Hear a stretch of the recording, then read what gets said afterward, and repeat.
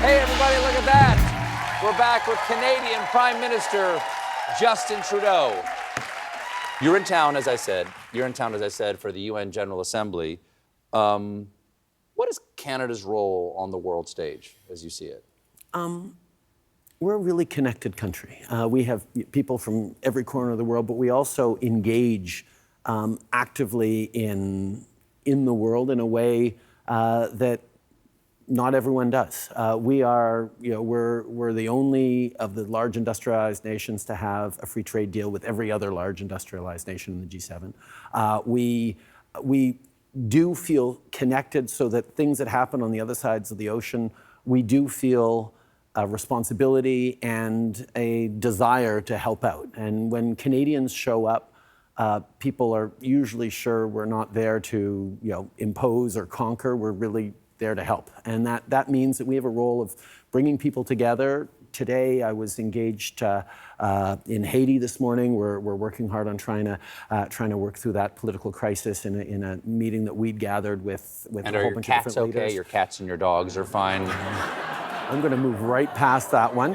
I had a nice meeting with Malala to talk about women and girls in Afghanistan. Okay. I mean, we tend to try and pull together groups of countries that are trying to have a positive impact on the world, and that tends to be the niche that we've taken on.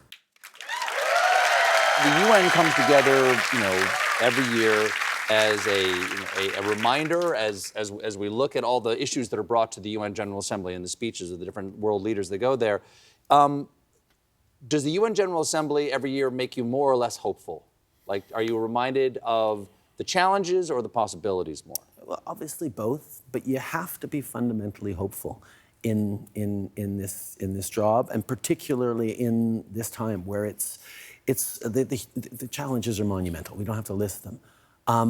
But if you don't believe that you can actually work with others and make a positive difference, then you're not in the right line of work. I mean, people elect us, send us into office for the time we're in to try and have the best impact on how the world is unfolding for them. And if you're not convinced that you can make a positive difference, then you're not in the right line of work. Well,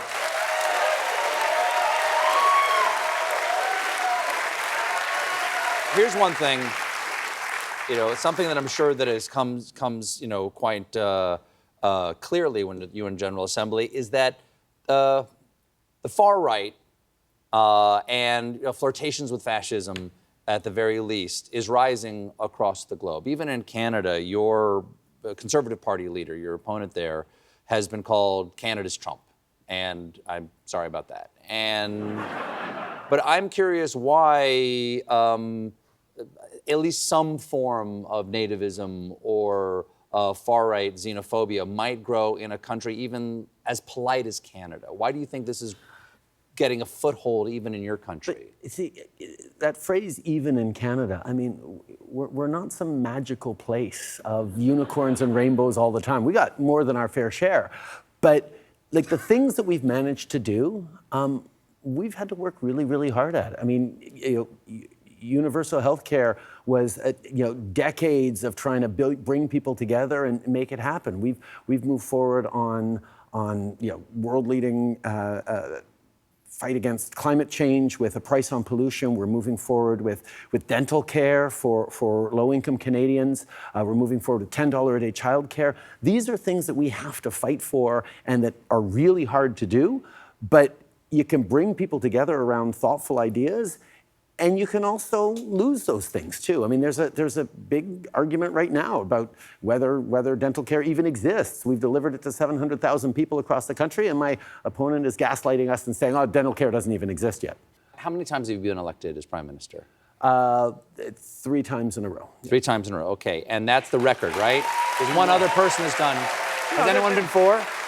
My father was 4, but there was a break in the middle. Oh, but not contiguously, not contiguously. You have to go back a pretty long way for a piece. Okay. Yeah. Well, heading into next year's election, your party has lost some seats in Parliament.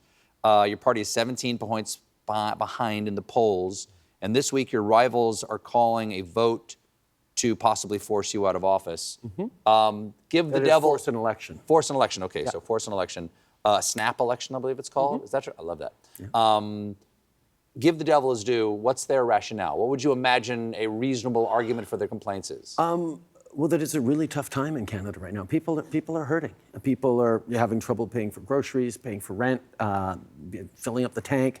There's a lot of comparable anxiety to about what's the world. happening in the United States, Yeah, like a similar situation. Similar. Some of the things are a little trickier in Canada, where we lost a little ground over the past decades on building housing, so the housing crisis is a little sharper.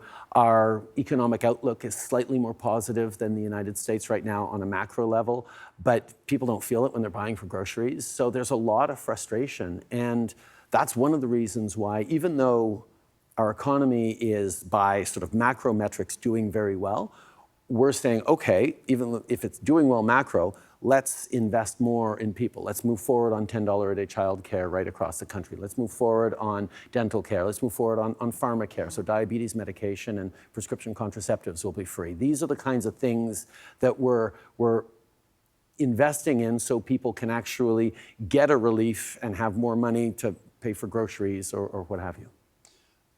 But people are frustrated, and the idea that maybe they want an election now is something that my opponents are trying to bank on, because people are taking a lot out on me for understandable reasons. I've been here and I've been steering us through all these things, and people are sometimes looking at change.